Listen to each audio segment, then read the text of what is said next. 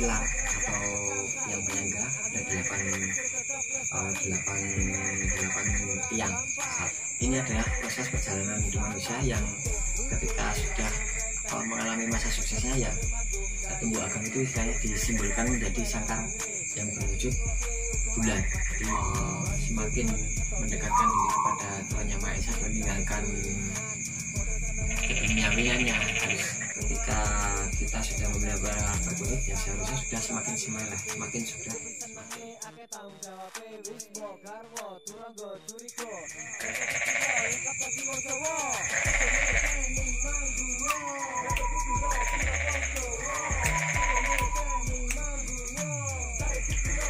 Assalamualaikum warahmatullahi wabarakatuh. Salam sejahtera Sobat Manggala dimanapun berada. Pertama-tama kami ucapkan selamat memasuki tahun baru Masehi 2021. Tentunya dengan pengharapan semoga kedepannya kita semua semakin lebih baik dan lebih baik lagi, tentunya dalam keadaan sehat walafiat, dengan rezeki yang barokah dan bahagia dan selamat tentunya. Oke, untuk mengawali konten-konten selanjutnya yang akan kita bahas di Manggala Channel, kita akan memulai dari sangkar berbuntut yang seperti di depan saya ini, juga di belakang saya ada beberapa sangkar mataraman dari berbagai model, yang dimana itu terkait dari kegemaran yang pernah dilakukan oleh sesepuh-sesepuh saya, ya, di zaman yang saya maupun bapak saya juga mengenali sangkar mataraman seperti ini. Juga kenapa kok saya juga mengikuti jejak-jejak beliau itu terkait dari makna dan filosofi yang tinggi di dalamnya. Jadi saya tidak serta-merta menggemari sangkar mataraman karena hanya segi estetikanya saja, juga memang karena ada filosofi yang cukup tinggi di dalamnya. Ya, di sini kita akan membahas tentang mengulas tentang filosofi yang terkait di dalam sangkar mataraman, yang dimana sangkar ini berkaitan dengan wadah dan juga berkaitan dengan isi atau wadah dan isi atau sangkar dan perkutut itu sendiri. Jadi kita bahas satu persatu tentang makna di balik sangkar mataraman ya. Oke, kita bahas satu persatu. Ketika kita melihat sebuah sangkar mataraman, seringkali kita dapati pada sangkar mataraman ini memiliki pilar atau tiang penyangga, ada delapan tiang. 1, 2, 3, 4, 5, 6, 7, 8. Nah, jadi ada 8 tiang penyangga, yang dimana itu terkait dari perjalanan hidup manusia. Dimulai dari lahir hingga sukses di masa tuanya. Nah, juga dalam penanggalan Jawa sering kita dengar istilah windu atau swindu. Di dalam satu windu ada 8 tahun, yang pada penanggalan Jawa yang dirubah atau disempurnakan dan juga disempurnakan oleh Raja Mataram ketika itu adalah Sultan Agung. Beliau merubah atau juga menyempurnakan penanggalan Jawa itu dalam satu windu itu ada 8 tahun yang terdiri dari alif, ehe, jimawal, j, b, dal, wawu, jemakhir. Artinya 8 tahun dengan nama-nama masing-masing. Seperti tadi alif, ehe, jimawal, j, b, dal, wawu, jemakhir. Nah itu. Jadi kenapa saya tadi sebut perjalanan hidup manusia. Nah, jadi dari pertama yang terutama ini pada windu pertama itu adalah proses ketika kita setelah lahir setelah kita lahir, lalu kita mulai melihat, mendengar, lalu belajar merangkak, terus belajar berdiri, belajar berjalan, juga hingga sampai masa kanak-kanaknya di usia 1 sampai 8 tahun atau di minggu pertama. Itu adalah di minggu pertama, itu istilahnya adalah masa kanak-kanaknya, masa kanak-kanak di mana masa dari lahir hingga anak-anak itu di masa minggu pertama. Jadi minggu pertama adalah masa kanak-kanak. Terus lalu masuki minggu kedua. Minggu kedua itu adalah masa di mana seseorang sudah memulai masa remajanya. Mulai masa remaja istilah dalam usia belasan tahun. Misalnya kalau dalam Jawa itu kan istilah sering kita dengar istilah 11, 12, 13, istilahnya welas gitu. Kok tidak, kenapa kok tidak 10 siji, 10 loro dan lain-lain. Tapi kok kenapa disebut 11, 12, 13. Jadi di situ ada kata las kan. Nah itu istilahnya adalah melas asih. Jadi di masa-masa remaja itu biasanya seseorang ingin dikasih, ingin dimengerti, ingin diberikan sesuatu, diberikan ujian atau dalam hal lain. Dan juga di masa remaja itu adalah masa-masa ketika kita menuntut ilmu, dalam artian dalam masa-masa pendidikan seperti SD, SMP dan seterusnya. Itu di masa belasan tahun atau di masa minggu kedua. Jadi di minggu kedua itu adalah istilahnya masa-masa remajanya, masa-masa remaja seseorang di minggu kedua. Lalu menginjak di minggu ketiga. Minggu ketiga itu adalah masa di mana seseorang memasuki masa dewasa di awal. Di masa permulaan dewasa itu di masa minggu ketiga, yang ya seringkali kita kalau ketika di bahasa Jawa khususnya kita sering mendengar istilah selikur, likur, telikur dan lain-lain. Nah itu kenapa kok selikur itu kan istilahnya 21, kenapa kok nggak disebut 21, 22, 23, tapi nggak ada bilangan likur, istilahnya selikur, telikur dan lain-lain. Nah di situ likur itu kan dimaksudkan istilahnya dari linggo kursi, atau dalam artian setelah menginjak masa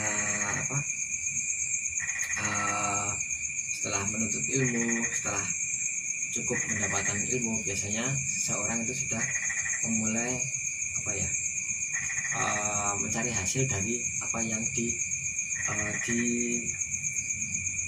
serap ilmunya. Dalam artian dalam hari ini adalah mulai pekerjaan untuk mendapatkan sebuah hasil dari itu, dalam artian gaji atau kita berjualan dan kita mendapatkan upahnya, dalam artian mendapatkan hasil dari kita mendapatkan ilmu dan bekerja istilahnya. Jadi di selikur. Dan juga di masa minggu ketiga itu adalah masa-masa di mana manusia sudah memasuki masa puber. Jadi seseorang masa puber dalam artian sudah saling melirik antara laki-laki dan perempuan. Nah, di masa minggu ketiga. Lalu berikutnya menginjak masa minggu keempat. Masa minggu keempat dalam artian minggu keempat itu sudah masuk masa ke dewasa pertengahan, dalam artian dewasa berikutnya, jenjang berikutnya setelah dewasa permulaan tadi, di masa pertengahan itu di minggu ketiga. Nah di masa dewasa pertengahan itu biasanya itu kan kalau dalam bahasa Jawa itu sering kita dengar istilahnya selawe. Istilahnya selawe itu adalah 25. Kok kenapa kok tidak disebut 25 tapi kok selawe? Nah itu kan ada maknanya kok sendiri. Karena selawe itu istilahnya seneng lanang wedok, dalam artian di situ di usia-usia sekitar 25-an sampai berikutnya itu di masa minggu keempat itu manusia yang berlawan jenis itu sudah mulai saling mencintai, saling menganu dan ingin saling memiliki, dalam artian dalam hubungan hal ini adalah pernikahan, dalam artian berumah tangga. Itu di usia 25-an, setelah 25-an sudah usia yang ideal untuk berumah tangga di usia itu. Misalnya di windu keempat itu adalah usia-usia yang kita sudah mulai bertanggung jawab, sudah mulai lebih kita tuh akan kemana dan mau ngapain gitu kan. Itu di usia 25-an 25 ke atas dan sampai sekitar 33-an ya, 34. Nah itu di windu keempat. Dan berikutnya memasuki usia di windu kelima atau yang disebut sebagai orang seseorang dimasuki di windu kelima itu sudah dewasa matang, atau dalam artian windu kelima itu sudah mapan. Di usia 40 tahunan itu biasanya seseorang itu sudah mapan, dalam artian sudah terpenuhi sebagai, misalkan kalau dalam kepercayaan orang Jawa itu kan seorang pria Jawa itu harus memiliki 5 prinsip sebagai 5 wasto, istilahnya 5 wasto dalam prinsip orang laki Jawa itu sudah terpenuhi. Dalam artian dalam hal ini misalkan kayak Wismo, Karmo, Turonggo, Jurigo, Pupilo itu di usia mapan atau usia 40-an itu sudah terpenuhi biasanya. Nah itu idealnya di 40 tahunan atau di windu ke-5 atau di 40 tahun itu sekarang itu. Berikutnya memasuki windu ke-6 ya. Windu ke-6 itu adalah masa tua awal. Masa tua awal di mana ketika masa tua awal di usia sekitaran 41 hingga 48-an ya. Nah itu seorang itu sudah menuai hasil dari apa yang pernah dikerjakan selama hidupnya, dalam artian ketika di usia-usia itu misalkan yang sudah dikaruniai anak sejak pernikahan sudah menuai hasil, misalkan kayak anaknya sudah diwisuda, atau bahkan ada yang sudah anak-anaknya menikah di usia itu, di usia ketika seseorang sudah memasuki di windu ke-6 atau di usia sekitar 41 hingga 48-an itu biasanya idealnya itu sudah anak-anaknya sudah mulai sudah bekerja sendiri, sudah mandiri, dan ini sudah sudah menuai hasil dari apa yang pernah dikerjakannya atau dilakukannya selama menafkahi keluarga, selama menyekolahkan anaknya, hasilnya sudah dituai dari hasilnya. Nah baru berikutnya memasuki windu ke-7, dalam artian di sini windu ke-7 kan memasuki usia sekitar 50-an. Nah 50-an itu kalau dalam bahasa Jawa itu kan kita sering kita mendengar istilahnya seket, atau kalau bahasa Indonesia istilahnya seket itu adalah 50. Nah kenapa kok nggak disebut 50 atau 50 gitu, kok disebutnya seket nyebutnya? Nah itu di situ ada pemaknaan. Seket itu maksudnya adalah senang ketunan, misalnya suka berpeci dan suka berkopiah. Dalam artian hal ini di usia-usia itu seseorang sudah sudah saatnya meningkatkan ibadahnya, dalam artian semakin mendekatkan diri kepada Tuhan Yang Maha Esa, dalam artian hari ini semakin giat ibadahnya, dalam sudah meninggalkan keduniawiannya, harus lebih sering beribadah. Walaupun di usia muda sampai masa tua pun kita harus tetap beribadah, itu tetap wajib, tapi dalam hal ini di usia-usia itu sudah seharusnya semakin meningkat lagi, dalam artian sudah harus lebih sempurna dari yang pernah sebelumnya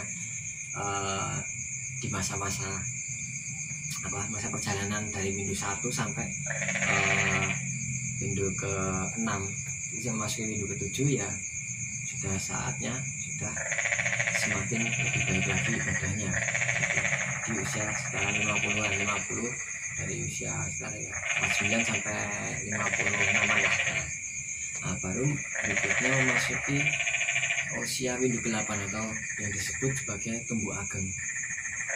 Nah, Tumbuh Ageng itu adalah pencapaian ketika seseorang sudah mencapai masa suksesnya hingga masa menikmati masa tuanya. Nah, itu di masa Windu ke-8 atau yang disebut sebagai Tumbuh Ageng. Makanya kalau dalam perkutut disimbolkan dengan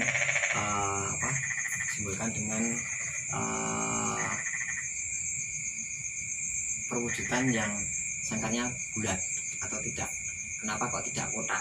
Nah, jadi ini adalah proses perjalanan hidup manusia yang ketika sudah mengalami masa suksesnya ya Tumbuh Ageng itu istilahnya disimbolkan menjadi sangkar yang berwujud bulat. Jadi itulah yang kenapa kok sangkar perkutut itu rata-rata berbentuknya bulat dan tidak kotak. Itu juga terkait dari filosofi pencapaian kesuksesan manusia di masa tuanya itu di sangkar Mataram. Ini saya sebutkan karena sangkar Mataraman ya. Jadi kita bicara tentang sangkar Mataraman itu kenapa kok wujudnya bulat, itu karena sudah tercapainya manusia di masa suksesnya di hari tuanya. Dan memang kebanyakan kalau dulu itu kan sering kenapa kok yang diperkenankan untuk memelihara perkutut itu, kenapa orang-orang yang sepuh ya itu bukan karena usianya sih sebenarnya, tapi lebih ke kedewasaannya yang dimaksud dalam artian ketika kita sudah memelihara perkutut ya seharusnya sudah semakin semeleh, semakin tua dalam hal dia pikirannya harus lebih tidak seperti anak-anak yang masih terombang-ambing, seperti masih suka iri dengki dan sebagainya. Harusnya semakin semangat, semakin mantap. Atau itu kenapa kok harus memelihara perkutut harus di usia itu, di situ jawabannya. Dan itu dikenal sangkar Mataraman, sangkar perkutut berwujud bulat itu di masa disimbolkan dalam suksesnya seseorang di masa tuanya, atau istilahnya dalam artian Tumbuh Ageng sama-sama emasnya itu di situ. Nah di situ juga kenapa kok kita seringkali mendapati sangkar Mataraman seperti ini ada istilahnya ular keket, ya, hiasan-hiasan yang ada terkaitnya ular keket, seperti terus melati rinonce yang ada roncenya, juga ada istilahnya hiasan-hiasan melatinya ya, bulatan-bulatan seperti ini. Terus kenapa kok di dalam sangkar Mataraman kok ada tempat pelangkringannya di tengah. Terus kenapa kok wujudnya seperti ini. Nah itu akan kita bahas di bedah filosofi sangkar Mataraman di sesi kedua ya. Nah, untuk saat ini kita akan tadi membahas tentang pilar atau tiang penyangga. Berikutnya kita akan membahas tentang hiasan-hiasan yang ada di yang terkait dalam sangkar Mataraman. Oke, jangan terus ikuti konten kita, akan kita bahas tuntas tentang sangkar Mataraman dan sejarahnya nantinya. Oke, cukup sekian yang bisa saya sampaikan untuk saat ini. Kita bersambung di episode kedua setelah ini. Jangan lupa subscribe, like dan share, dan bunyikan lonceng dan kita akan ulas selanjutnya tentang makna dari hiasan-hiasan sangkar Mataraman. Oke, assalamualaikum warahmatullahi wabarakatuh.